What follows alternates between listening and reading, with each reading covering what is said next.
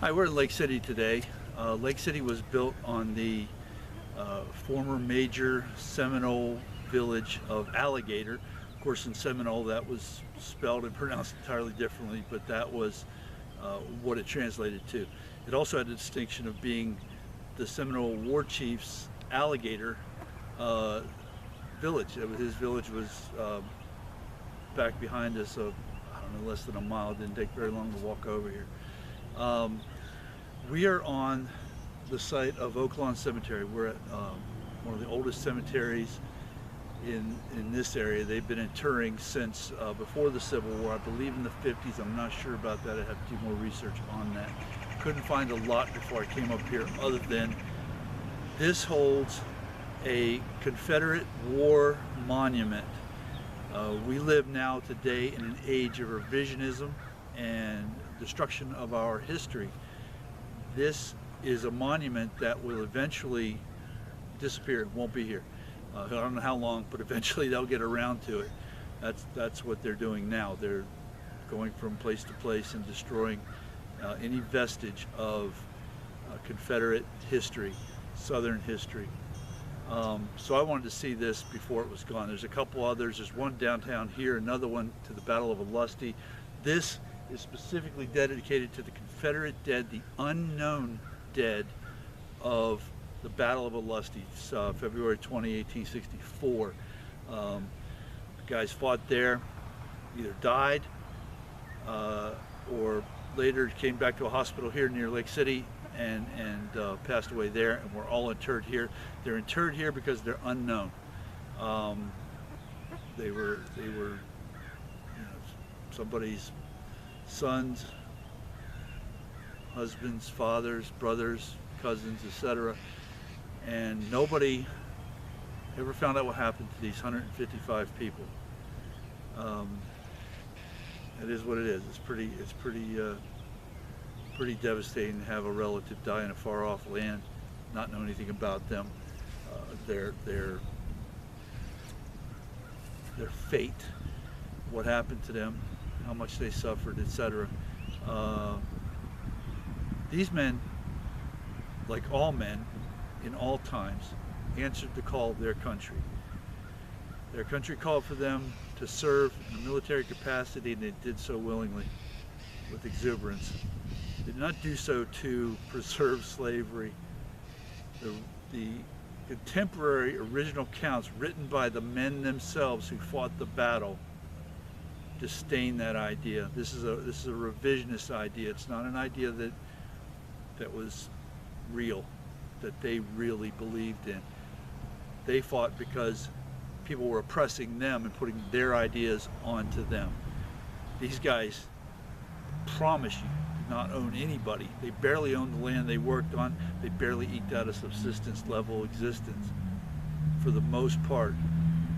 So that's what we honor here today.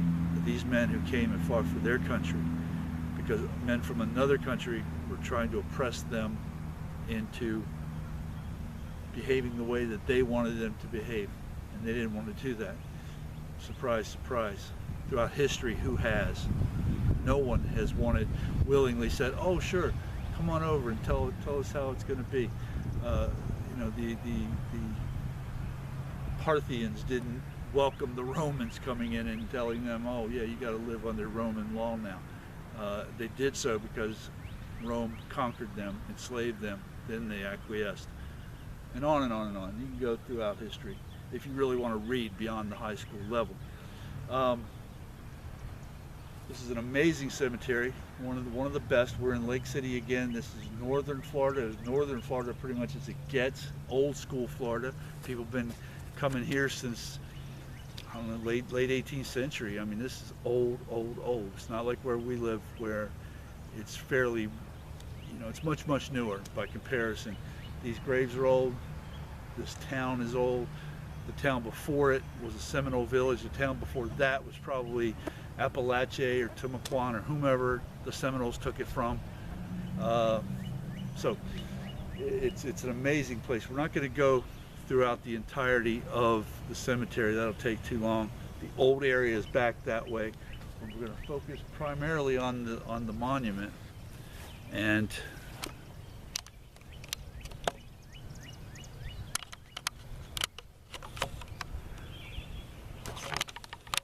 check that out. One of the things I like here, I'm trying not to shake too much, is we still have the Confederate flag. Yay. Again, in a revisionist age, this is rare. Most of these that we used to see all over the place honoring people's service and sacrifice have been done away with. So to see that still there is pretty cool, especially considering the neighborhood we're in. These smaller markers surrounding this obelisk are all graves of the unknown.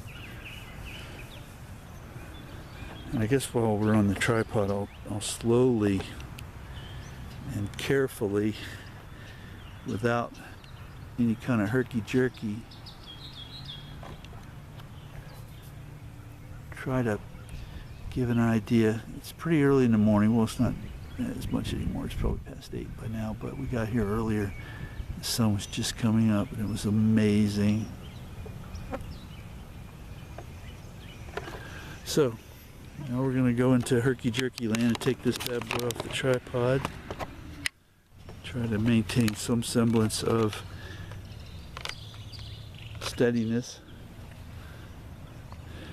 This also is the area of the gravesite, I'm sorry, I should say, of the last known Confederate War widow in the state of Florida, which is kind of cool. She passed in 1985. The last Confederate veteran passed away in 1959.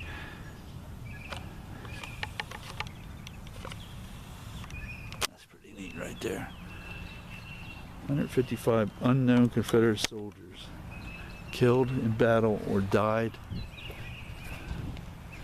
of their wounds in hospital. Okay, well here we have a known one. Sergeant John Sauls died in 1863, so he died before the Battle of Olustee. This is the last Confederate war widow of Florida. And she was born in 94, so she married some guy who was in his 50s, maybe 60s. Longstreet, a lot of this guy, I'm sure, but Longstreet married a woman similar to that, Helen Dortch. And she carried on his legacy and more or less propagandized his life. He was an interesting person, to say the least. A great patriot and soldier, but at the end of the day, potentially a little slippery. To these sleeping heroes of our fair Southland, this humble shaft is erected. They fell at the Battle of Olustee. And it says, "Our Confederate dead." It's going to be a sad day. Well, it's already a sad day seeing these things go. Seeing these monuments torn down.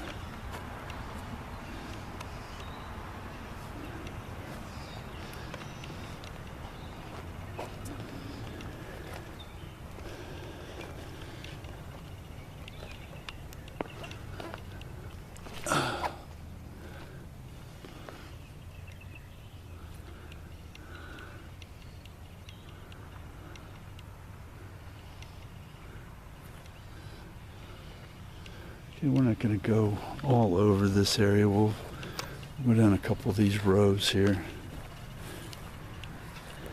I like the way the shadows are bouncing off with the morning light. It's pretty neat.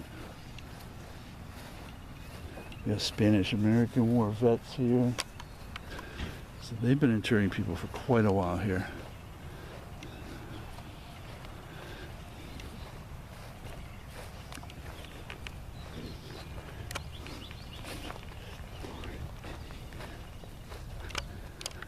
Yeah, these shadows are really cool.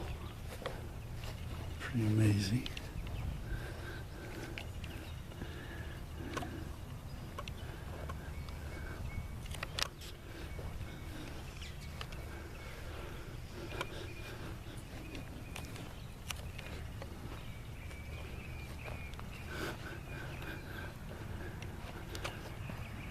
So we're going into the old area, the new area. Try not to be too fast here. The newer area is back there, and I'm not disinterested in that. I'm just much more interested in this area. All the stones that I've seen so far are all facing east, which is really kind of cool. The rising sun. I don't know if that's. I've never noticed that before. I've noticed that a lot of the stones in cemeteries are facing the same way, but I never took note if it was east or west or up or down or whatever. It just never occurred to me, which is odd too, as many cemeteries as I've been in. So there's some really neat, the ones that are brick, I find are really cool. It's like the best they could do, more or less a crypt. Doesn't appear to be that the burial took place in ground. It was more the body was laid on a slab and encased. I'm not sure about that, but I've seen a lot of those throughout the South, Georgia, South Carolina. Here you don't see it so much down where we're at, but up here and further north you see it quite often. Here's a neat one. And I'm not sure that that's the case. This might just be a marker above a body that's buried 6 feet in the ground. Got a lot of wrought iron, some very cool old wrought iron. There's a neat plot up here where the only person who appears to be buried is a 10-year-old boy. And there's a very, very old padlock on that gate, which I thought that was kind of cool too. And it's sad as heck, obviously, but no-see-ums are out in force out here. The best part about the sun coming up further is though they'll have to flee. Flee. Here's one of the brick ones we were talking about. If my memory serves, this brick one has a smaller brick one next to it on the other side. The palm tree growing up out of it. Yeah, I can't see that this looks more like it would have been. Obviously that's their child.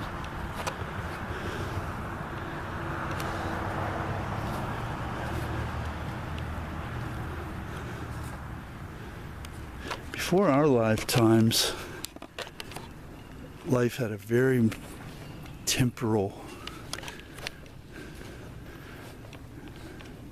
quality to it. Andrew J. Young died in Lake City, 1868. Wow. Obviously not the Andrew Young, former civil rights activist, and I think he was an ambassador to something as well. This is the one I was talking about where oh, I read that wrong. It's 40 years, not 10 years. Not bad. Still a neat plot. And still sad. I like the wrought iron chair sitting by itself. A bench, I should say. And this is the lock I was talking about. Very ornate, very expensive. They put a lot of money into this, and it stayed there for a very long time. So he passed away in 1868, and I doubt that lock is from 1868, but somebody carried on for him.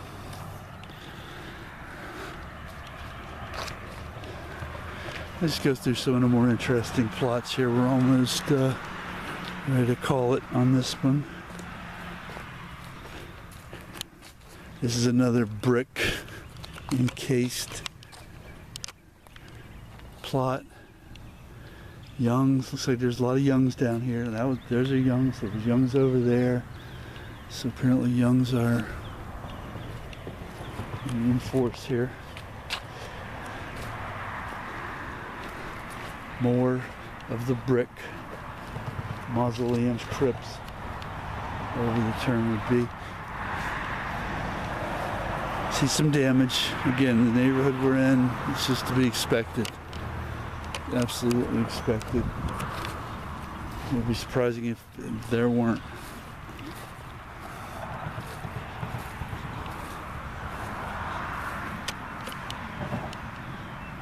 and this is possibly a small small adult. That's obviously a child, and that is caved in huge. So I guess it answers that question too about whether or not the body was... Oh wow. Oh my, that looks like that is caved all the way in, almost to the point of someone removing something. That's... Well, you can see down there a foot or two. I don't know. That's an interesting, messed up kind of situation. All right, so we're gonna head back to the tripod, shut this bad boy down, and head on over to our next stop. Hopefully this wasn't too herky-jerky. But here we are at Oaklawn Cemetery. We're going to shut down now.